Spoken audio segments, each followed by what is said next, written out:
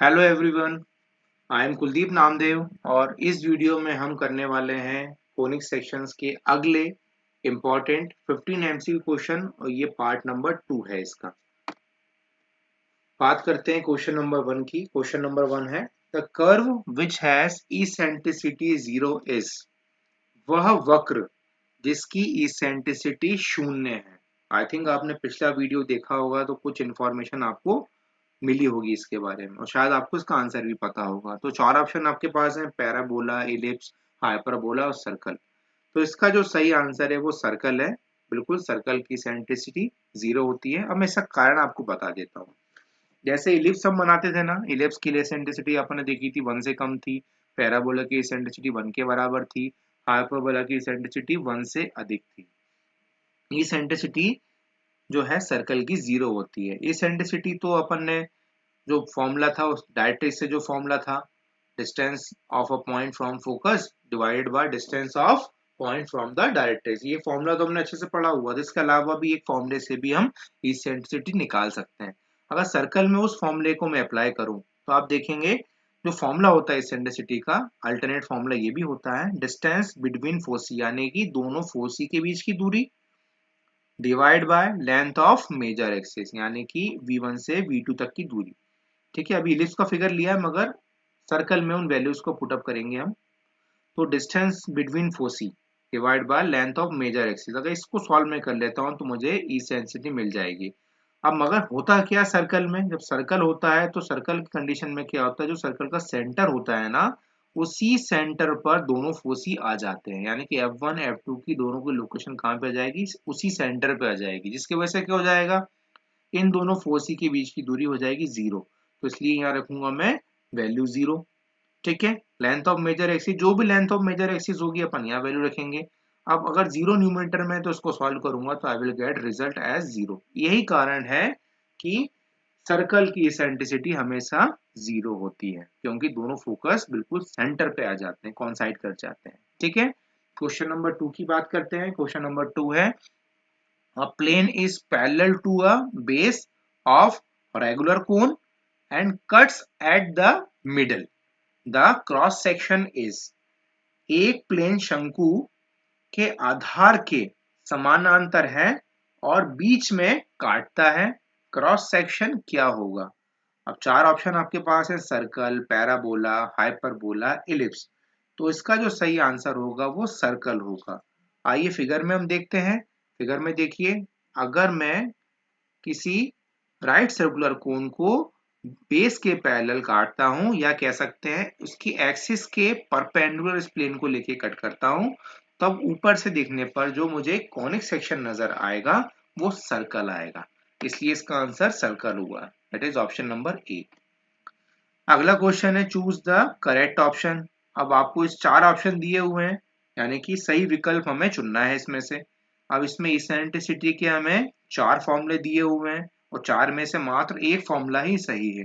वो फॉर्मूला हमें आइडेंटिफाई करना है। जैसे इसेंट्रिसिटी का फॉर्मूला मैंने बताया था आपको, क्या फॉर्मूला था, किसी पॉइंट की डिस्टेंस पहले फोकस से ली जाती है डिवाइड बाय उसी पॉइंट की डिस्टेंस इस बार डायरेक्ट्रिक्स से ली जाती है। तो फोकस की distance of a point divide by that distance of the point from the directrix। तो ये आपको मिलेगा ऑप्शन नंबर बी में। तो इसका ऑप्शन नंबर बी सही है।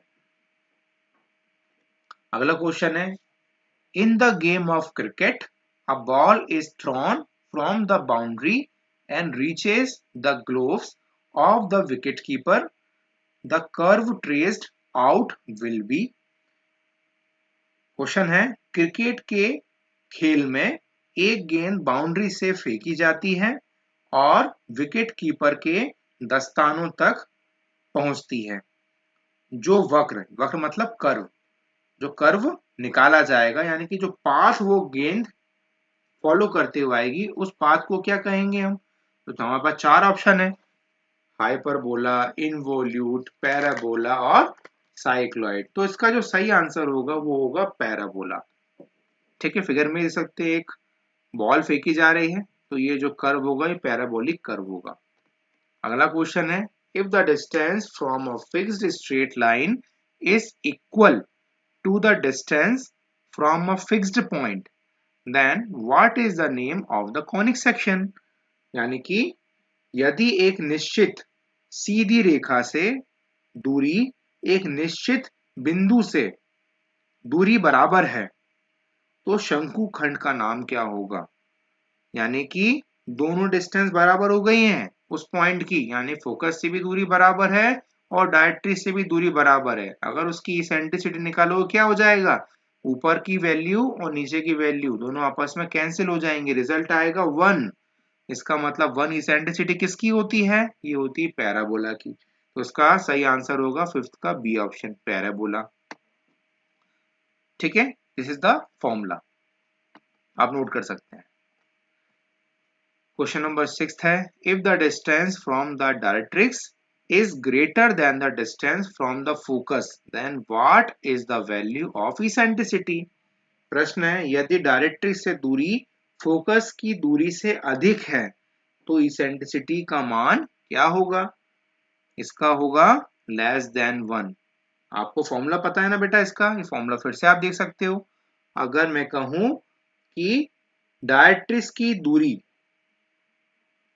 यानी कि यदि डायरेक्ट्रिक्स से दूरी फोकस की दूरी से अधिक हो जाए, ठीक है, यानी कि डायरेक्ट्रिक्स की दूरी यानी कि डिनोमीटर जो है ये बड़ा हो जाए और ऊपर की वैल्यू न्यूमरेटर छोटी हो जाए, फोकस से दूरी कम हो जाए, डायरेक्ट्रिक्स से दूरी ज्यादा हो जाए। अगर इसको सॉल्व करोगे आपको वैल्यू क्या मिलेगी, आपको वैल्यू मिलेगी लेस देन 1। तो ये कंडीशन होती है एलिप्स के लिए। तो इसका 6 का जो सही आंसर होगा वो होगा option number B. 7th question है, if the distance from a fixed point is greater than the distance from the fixed straight line, then what is the name of the conic section। Question दिया हुआ है, यदि एक निश्चित बिंदु से दूरी एक निश्चित सीधी रेखा, सीधी रेखा से मेरा तात्पर्य है कि डायरेक्ट्रिक्स है वो, ठीक है, सीधी रेखा की दूरी से अधिक है तो शंकुखंड का नाम क्या होगा। अब इसमें उल्टा कर दिया मैंने पिछले ऑप्शन के अलावा, मैंने क्या कर दिया यहाँ पर, इस बार फोकस की दूरी मैंने ज्यादा ले ली उस पॉइंट से और डायरेक्ट्रिक्स की दूरी मैंने कम ले ली उस पॉइंट से, तो न्यूमरेटर डिनोमिनेटर से बड़ा हो जाएगा। सॉल्व करेंगे तो वैल्यू क्या होगी, 1 से अधिक आएगी, और 1 से अधिक वैल्यू आएगी तो वो कंडीशन किसकी होती है, हाइपरबोला की होती है। तो इसका सही आंसर होगा 7 का सी, हाइपरबोला। 8वां जो प्रश्न है वो है, if the value of eccentricity is 12 then what is the name of the conic. प्रश्न है, यदि इसेंट्रिसिटी का मान 12 है तो शंकु का नाम क्या है। आपको पता है इसेंट्रिसिटी 1 से अधिक किस में होती है, हाइपरबोला में होती है, चाहे उसका मान कुछ भी हो, मगर वो है तो 1 से अधिक ना। तो इसका मतलब इसका ऑप्शन होगा 8वें का बी, दैट इज हाइपरबोला। अगला प्रश्न है, if the distance from the focus is 10 units and the distance from the directrix is 30 units, then what is the eccentricity. इस तरह क्वेश्चन हमेशा आते हैं एग्जाम में, थोड़ा सा कैलकुलेशन होता है, अगर आपको सारी चीजें पता है तो 2 मिनट लगता है इसका सॉल्यूशन करने में, 2 मिनट भी नहीं लगेगा, फ्रैक्शन ऑफ सेकंड में सॉल्व कर सकते हो। तो प्रश्न दिया हुआ, यदि फोकस से दूरी, यानी कि कोई पॉइंट है, उस पॉइंट की फोकस से दूरी 10 यूनिट है और उसी पॉइंट की डायरेक्ट्रिक्स से दूरी 30 यूनिट है, तो इसेंट्रिसिटी क्या होगी। अभी आपको फॉर्मूला पता है ना, फोकस से दूरी यानी कि न्यूमरेटर में रखोगे 10 यूनिट्स और डिनोमिनेटर में रखोगे 30 यूनिट, यूनिट से यूनिट कैंसिल हो जाएगी, 10 डिवाइड बाय 30, इसको सॉल्व करोगे तो इसेंट्रिसिटी की वैल्यू कितनी आएगी, ये वैल्यू आएगी आपके पास 0.3333। तो यही आंसर होगा, that is option number first वाला, जो पहला आंसर दिख रहा है आपको 0.3333, वही आपका इसका सही आंसर होगा। अब जो क्वेश्चन नंबर 10 है वो है, which of the following conics has an eccentricity of unity. अब बच्चे को क्वेश्चन आ जाता है ये तो यूनिटी क्या होती है समझ नहीं पाता, यूनिटी मतलब होता है 1, यूनिटी मतलब होता है 1। अब ये पूछा है इसमें से कौन सा कॉनिक सेक्शन है जिसमें इसेंट्रिसिटी का मान 1 होता है। तो देखेंगे 4 ऑप्शन है, सबको पता है इसेंट्रिसिटी का मान अकेला पैराबोला में होता है, तो इसका आंसर हो जाएगा आंसर नंबर बी, पैराबोला। अगला प्रश्न है, if the distance from the focus is 3 units and the distance from the directrix is 3 units, then how much is the eccentricity. यदि फोकस से दूरी 3 यूनिट है और डायरेक्ट्रिक्स से दूरी 3 यूनिट है तो इसेंट्रिसिटी क्या होगी, उसका मान क्या होगा। अब देखेंगे कि दोनों वैल्यू सेम हो जाएंगे, न्यूमरेटर डिनोमिनेटर। इसेंट्रिसिटी में 3 डिवाइड बाय 3 करेंगे, आपको रिजल्ट मिलेगा 1। 1 मतलब होता है यूनिटी, यानी कि 11 का सही उत्तर होगा वो होगा third option, that is C, unity.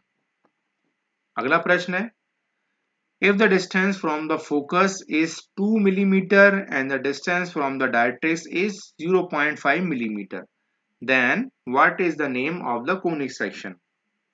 यदि फोकस से दूरी 2 मिलीमीटर है और डायरेक्ट्रिक्स से दूरी 0.5 मिलीमीटर है तो शंकु का नाम क्या होगा। आप समझ गए होंगे, फोकस से दूरी ऊपर रखेंगे न्यूमरेटर में, डायरेक्ट्रिक्स से दूरी नीचे रखेंगे, यानी कि 2 भागित 0.5 मिलीमीटर मिलीमीटर कैंसिल हो जाएगा। अब इसे सॉल्व करेंगे, इसकी जो वैल्यू होगी वो, इसका जो मान आएगा वो 1 से अधिक होगा, यानी कि ये कोनिक सेक्शन जो होगा वो हाइपरबोला होगा। इसका आंसर होगा 12 का डी।